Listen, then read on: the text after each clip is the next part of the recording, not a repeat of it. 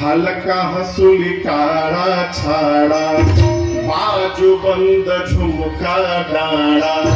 हलका हसुली काळा